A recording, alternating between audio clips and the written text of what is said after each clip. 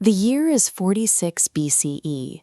A roar echoes through the center of Rome as Julius Caesar celebrates his military triumphs.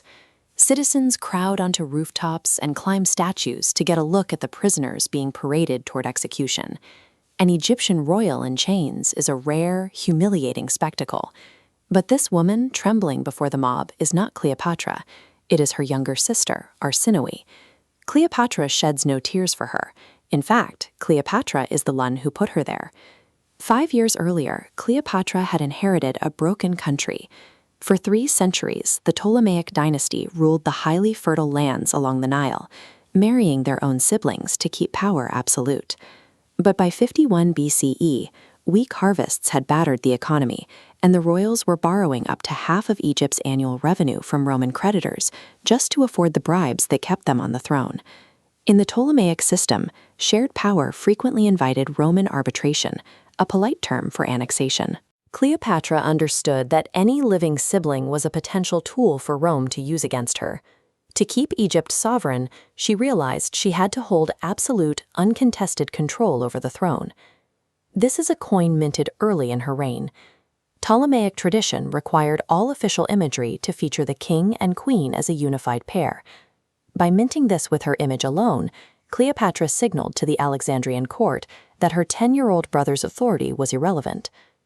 Her brother's older advisors used this arrogance against her.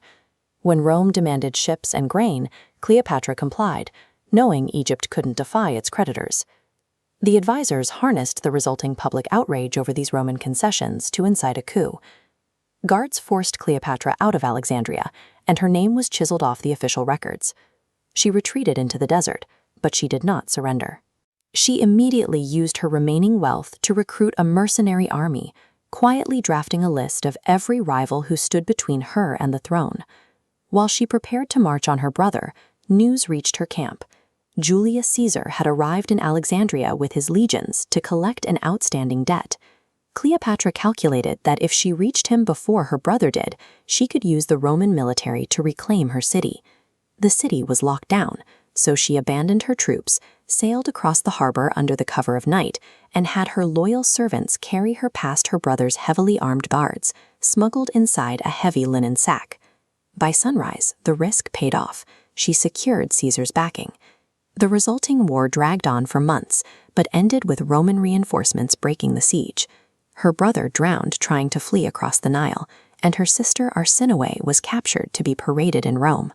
When Caesar was assassinated in 44 BCE, Cleopatra lost her primary Roman protector. She immediately sailed back to Alexandria and poisoned her remaining teenage brother. With him out of the way, she elevated her 3-year-old son, Caesarion, to co-ruler. A toddler required no compromises. In 4 years, she had systematically cleared the bloodline. Every sibling who could challenge her was dead or exiled. Following Caesar's murder, the Roman Republic fractured into 2 halves. Octavian took the west, and Caesar's top general, Mark Antony, took the east. Antony now controlled Egypt's immediate borders. Antony summoned Cleopatra to Tarsus to secure resources for his military campaigns. She arrived on a gilded ship with purple sails, throwing a banquet of such extraordinary luxury that the Roman general was left entirely off balance. She used Egypt's immense wealth to force the negotiations onto her terms. She agreed to open Egypt's treasury and fund his wars, but she had a non-negotiable price. Antony's soldiers had to storm a sanctuary in Rome, drag her sister Arsinoe from the temple steps, and execute her. Their relationship functioned as a brutal geopolitical trade. She handed over the silver necessary to supply Roman legions, and in return, Antony provided the military force to permanently remove her last surviving sibling. Back in Rome, Octavian recognized the threat of a well-funded Antony. He launched a vicious propaganda campaign, convincing the Senate that Antony was bewitched and weakened by a dangerous Eastern queen.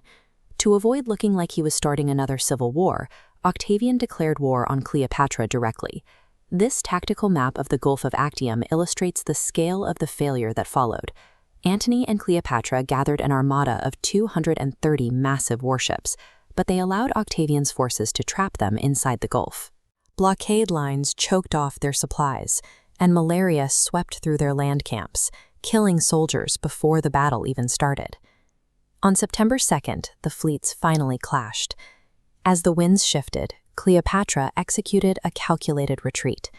Her 60 ships, carrying the entirety of the Egyptian royal treasury, surged straight through the chaotic battle lines and fled into the open sea. She abandoned the bulk of the fleet to be captured or sunk. She refused to sacrifice her remaining leverage in a doomed fight. She knew that as long as she held Egypt's gold, she retained the power to negotiate a future. Nearly a year passed as Cleopatra tried to broker a deal from Alexandria. Every offer was rejected. Finally, the dust of Octavian's advancing army appeared on the horizon. Cleopatra retreated into her personal mausoleum and locked the heavy stone doors. Inside, she had gathered the vast Egyptian treasury. She surrounded the gold, silver, and jewels with heavy stacks of firewood. She sent a clear message to Octavian. He could negotiate a peaceful surrender, or he could watch the wealth he needed to pay his troops burn to ash. Then her servants broke through the doors carrying Mark Antony. Believing she was already dead, he had stabbed himself. He bled to death in her arms on the mausoleum floor, removing the last general capable of commanding an army in her defense. With Antony gone, Cleopatra's ability to project force vanished. As Octavian's soldiers took control of the palace district, she began a final series of messages to negotiate the terms of her own end. Octavian eventually met with her, playing the part of a merciful conqueror.